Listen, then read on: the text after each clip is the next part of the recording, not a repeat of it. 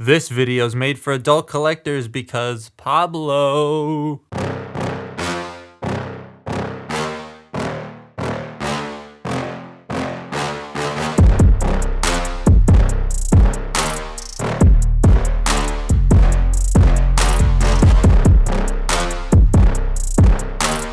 I'm going to start this by saying I don't like the transformation on this. It's another case of mixing different transformations together, and a lot of times that leads to something that's kind of a bit, okay, why is Call of Duty launching? Stop it. It leads to something that is just frustrating. Studio Series Bay Prime is like that. The transformation isn't hard or horrible, but it isn't fun because it's Transformers Prime First Edition and Evasion mixed together.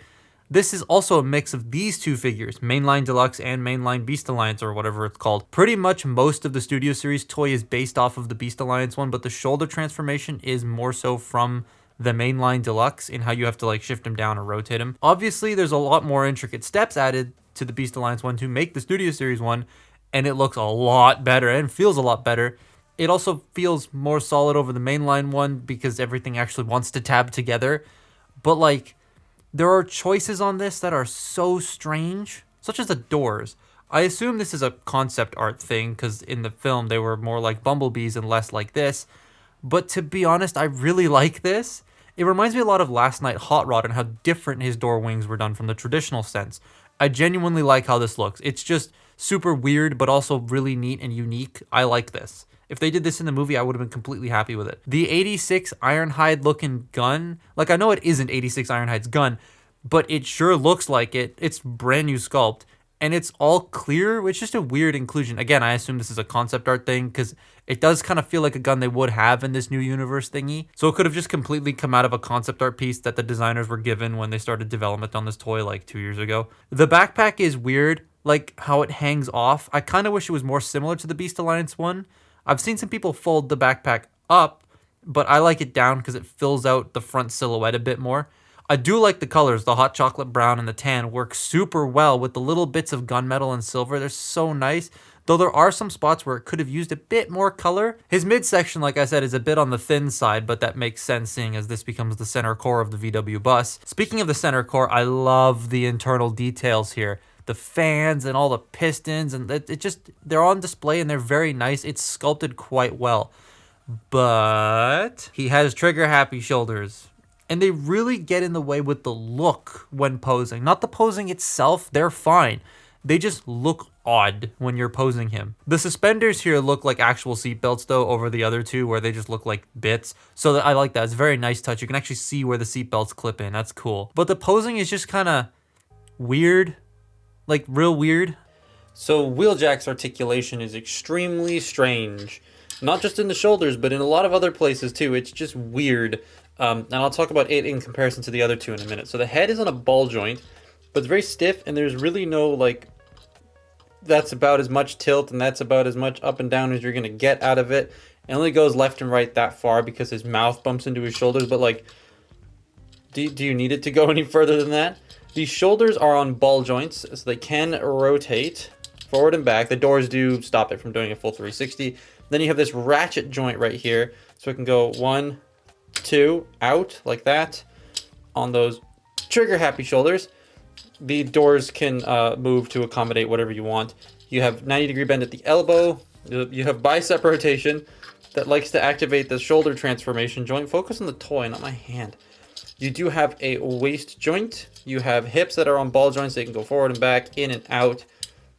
Move. They can go out that far. You have thigh rotation. You have knee rotation as well, as a 90-degree bend at the knee that bends really high up that it doesn't really accomplish much. It doesn't lift the leg high enough off the ground because the knee is up here, not in here where it's probably supposed to be. And then you have feet that go forward and back, and ankle tilt about that far. Now the ankle tilts are nice, but the wheels don't move. So the wheels touch the ground before the feet do when you've tilted them, which is a little bit annoying. And then try to get him to stand on that without making his legs look weird can be a tiny bit fiddly. But like, it's not terrible. It's those shoulders and those weird knees. Like, I kind of wish they did the shoulder idea from this guy where, as you can see there, they're on a ball joint and then a series of hinges to tuck in, whereas this to tuck in just uses one hinge and a ball joint. similar to how this one works. His shoulder's all the way up still. Similar to how this one works. So they borrowed a lot from this guy. Like, I don't know who, it's probably the Studio Series that was in development first before this, because this probably doesn't take as long to make. And then this just bunged a bunch of the stuff off of here. But I kind of wish it shared a little bit more with the mainline one, because it's just a lot nicer to, I mean, granted, the mainline one still doesn't tab in, but at least the shoulders are nicer. So yeah, it's a weird robot mode. It's neat, but odd. Now let's get to the part that I don't like, the transformation. All right, the unfun part of this toy is getting it into van mode. And going from van to robot mode, there are times when these doors like to just pew right off. So that's fun. Anyways, to get started with, we're going to do the upper body first. So we're going to open up the doors. Now you want to take the shoulders and bring them up like that. Like that. There we go. Oh, he's doing the splits. You want to zoom out a little bit so you can see everything. And then what you're going to want to do is unclip the suspenders. There we go. Oops, don't pull them off. Don't do that. They're on a C-clip.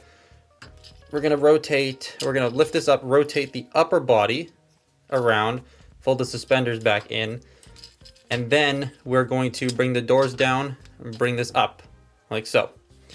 Now I'm going to do the legs just because it's nice to get them out of the way. They're not that difficult. They're actually satisfying. You fold up the heels, like so.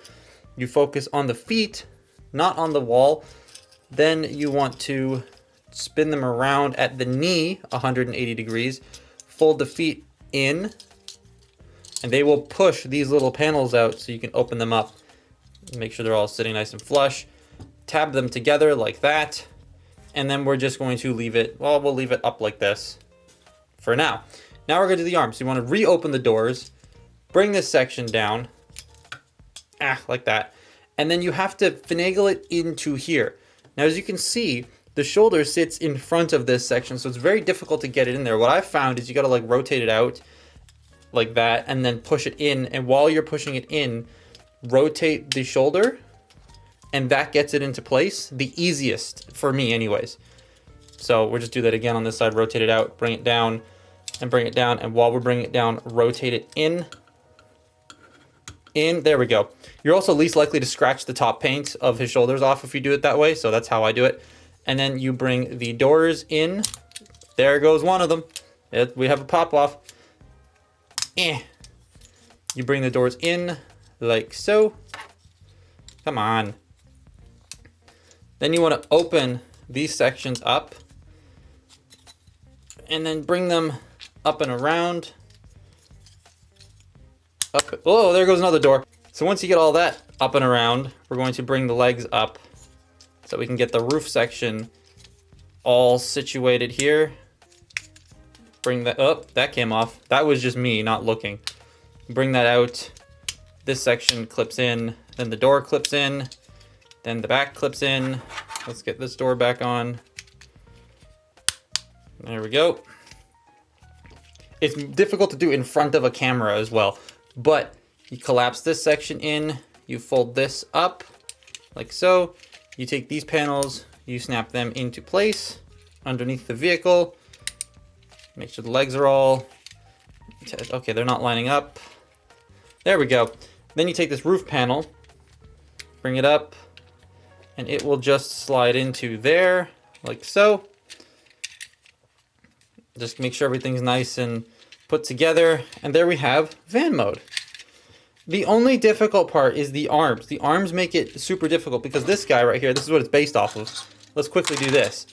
You peg the legs together, you bring up the feet, right? Rotate the waist. You bring this section out, you bring this up, this clips in. Unfold the arms, and because there's no doors, right? There's nothing to get in the way of the arms coming in. And that's, I think, the biggest problem is that they've taken this transformation and they added doors to it. And because they added doors to it, like, look at that. Obviously, I'm rushing this, but, you know, competent van without things flying off because the doors make that difficult. This definitely cleans up that Beast Alliance transformation in the back section, and damn, that's a very, very nice kibble-free looking van with his face poking out. But it's so clean. There's no hinges or leg panels sticking out like the other two, just van panels with his face poking out. I love all the silver lines on the side, the striping down the edges leading to the front with his face poking out, and the VW logo, they're so good. All the lights and the bumper are picked out in silver. The roof rack is very nicely sculpted. It's just an immaculate looking alt mode. This kind of feels like another one of those Volkswagen wants the alt mode to be perfect and the robot mode suffers from it. Mirage. Its tiny wheels are also pinned and the silver door handles add to the detail. Like, I don't think it needs much, if any, extra paint. Maybe the labels on the side of the bus, but that would have changed the way the robot looks, so I get that. And next to the others, minus the toy hacks on the mainline deluxe, it's the best of the alt modes for sure. And I think the same with the robots. Even though the transformation is fiddly and the posing is weird, I enjoy it more than the other two, because it actually tabs in unlike the mainline one. But do I recommend it for full price? I'm gonna go with no. Sales or like store discounts and such, yeah, but otherwise it's just okay. It's not the most outstanding thing out there. It's a tad mediocre, but I wanted to complete the cast, and this is the best looking one out of the bunch. So yeah, this is definitely going on my Rise of the Beast shelf, and the other two are gonna be bunged to my local shop. But it's just not fully 35 Canadian dollars there, I think. But that's my look at Studio Series Rise of the Beast Wheeljack. Follow me on Twitter and Instagram and Blue Sky, because that's up now. That'll be linked below. And thank you very much for watching. What? How do I do my outro? I forgot, because I added a thing. God damn it. You know what? Bye.